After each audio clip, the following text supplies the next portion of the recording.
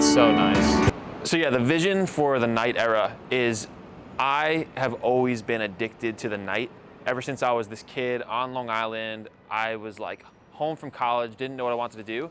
I would just go to the gym at night and lift for 2-3 hours at like 9 p.m. And there's something about the solitude you get when it's late and no one's texting you, no one's bothering you.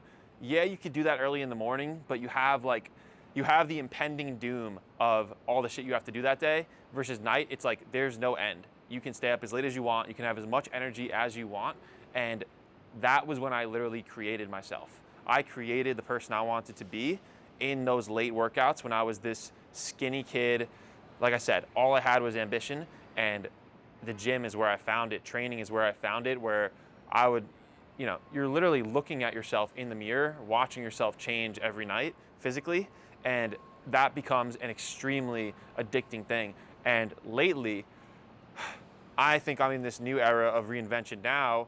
Like I said, back then that was in college, I was like 20, 21, now I'm 27, and there is a new version of myself that I'm trying to tap into and have been trying to tap into over the last year to go on the mission I'm trying to go on, which is build the world of obsession, build obsession into this religion that takes over the world. I have to become a certain type of person and be the leader of that movement. And I'm doing the same thing I did back then. I'm staying up late, running around the city. I love running at night, and it's a completely different thing, but it's also exactly the same. And so the vision with these types of videos now, because I do want to make a lot of videos capturing what I'm calling the night era, is showing this world that I am obsessed with, I love, and I don't think anyone else is showing. That's all I'm trying to do. I think this place is the best place in the world. And yes, New York City gets a lot of hype, but people don't show the sides of it that I love. People show like the happy-go-lucky, run around and get coffees, and I like that stuff too. But I'm more into the harshness, the beauty of the harshness of it. And there's just a way I see the city that I don't think other people do. And that's what I'm trying to show through the content. That's why I talk about New York so much. To me, it is the city of obsession, where the only way to survive here is to follow your obsession to the extreme. And by doing that, you one, fall in love with the city, and two, you become this new version of yourself. If you want to be productive, stay up early. And if you want to be creative, stay up late. And I think that is insanely true. And you go through different arcs of your life. It's like some arcs you need to be productive, so you're getting up at 6 a.m., getting all your stuff done. Let's go in here. I don't know what I want. I'm still learning the bodegas over here, because we just moved. Have to find your go-to bodega.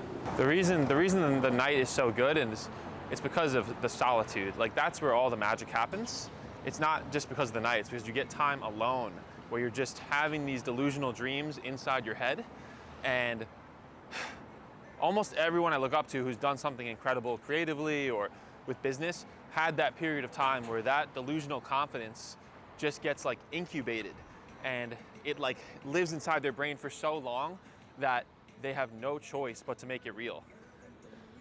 Let's go run. I've been making content for 5 years. I've been talking about obsession for a year and a half, seriously.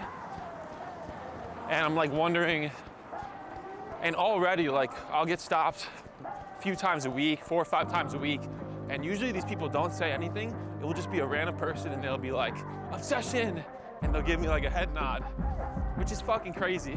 And so I just think about, okay, I'm 27. If I just keep doing this for the rest of my life, well, let's even say another year from now or another 5 years from now, what does it look like? Am I just walking outside and people are just screaming obsession about me every second, which it's probably gonna be a curse, but I'll deal with that when that comes. That's the price you have to pay. But it's a price I'm willing to pay. I'm happy to pay it. I love this building, right? So beautiful. If you want to start a movement, there has to be a leader. And the challenge is always that, and I've struggled with it a little bit, is the leader can never make it about himself, even though the leader is going to get attention and he's going to get rewarded, right? It always has to be about the movement you're building and the thing you're building that's bigger than you. the moment, a lot of this comes from my friend. He talks about how like Elon, right? Elon's building Tesla and all these companies, but the moment Elon becomes more important than Tesla, he's gonna start getting destroyed and people are gonna try to take him down. And so the challenge is whatever you're building always has to stay bigger than you, but once you build big enough, you are gonna become big as a byproduct. But I just always remind myself of that every day, that for what I'm trying to do, I have to resist all of the temptations of like selfish rewards and all of the good things to come to Zach, and just focus all of my attention on building what I call the world of obsession, building this idea bigger than me. Like I don't want people getting tattoos with my name. That's never gonna happen. I want people getting tattoos of obsession. I feel very lucky though that I stumbled into this like concept of owning an idea, owning a word. Because I think it's a thing that a lot of people don't figure out till later. They don't figure out, one, that they need to do it, that they need this idea that's bigger than themselves, and two, they don't find what theirs is. I was lucky that I started making content 5 years ago, which, you know, a lot of people start earlier, but I started it and that's how I found my thing, just through putting out all of this stuff. Could probably post up in this building.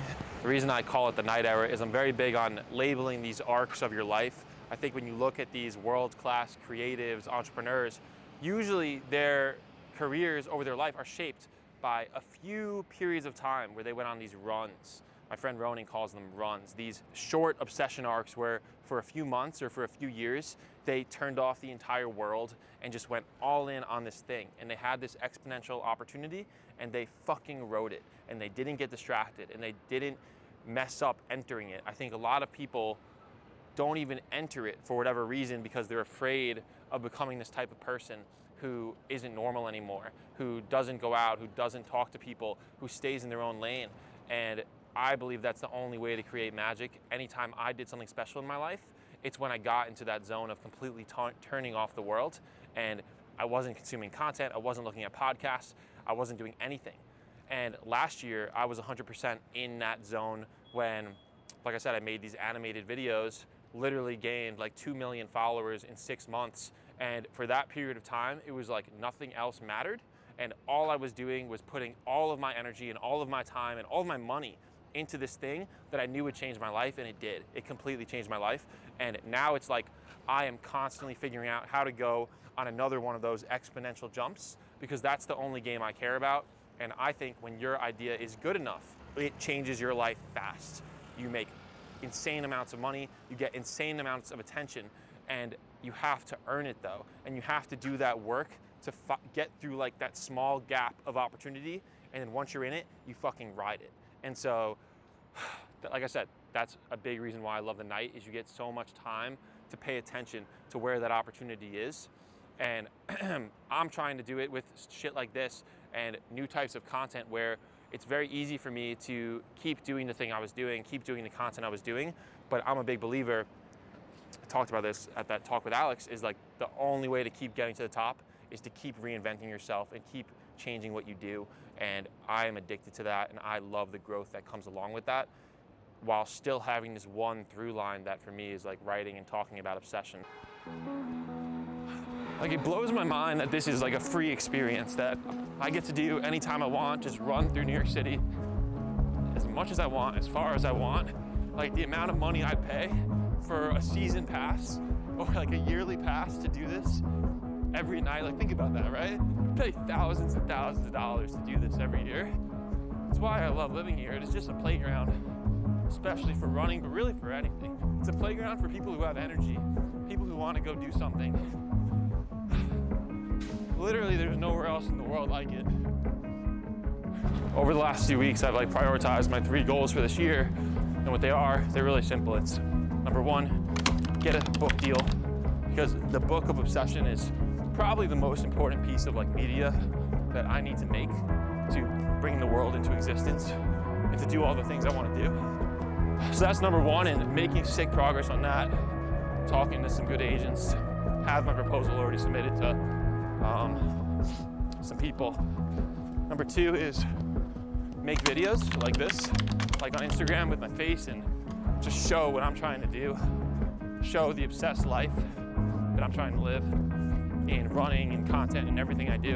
And then number 3 is sell my own stuff, sell my own products, which is like the number 1 jump that I haven't really made since I've started making content. I'm just a big believer in giving and not asking for things, even when I should be asking for things. But it's also just making stuff I'm really proud of. I only want to sell things I'm incredibly proud of. And I think that perfectionism has held me back. But now I feel like I have an incredibly clear vision on what I want to make and what I find valuable and what I think quality is.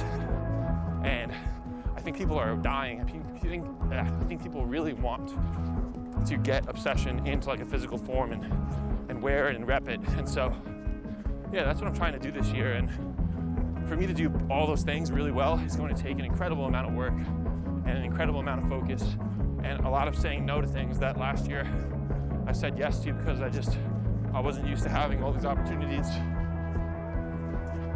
I love this bookstore, Mercer Street Books. This bookstore is fucking great. The best bookstores in New York are not like Barnes & Nobles. They're like used bookstores where you can go and find books you've never heard of and they're out of print. And this is one of them, Mercer Street Books. I recommend it. Just like with the book, it's, do I write this like nonfiction, mainstream, like kind of, not pop culture, but like something that's gonna be the first shelf in Barnes & Noble?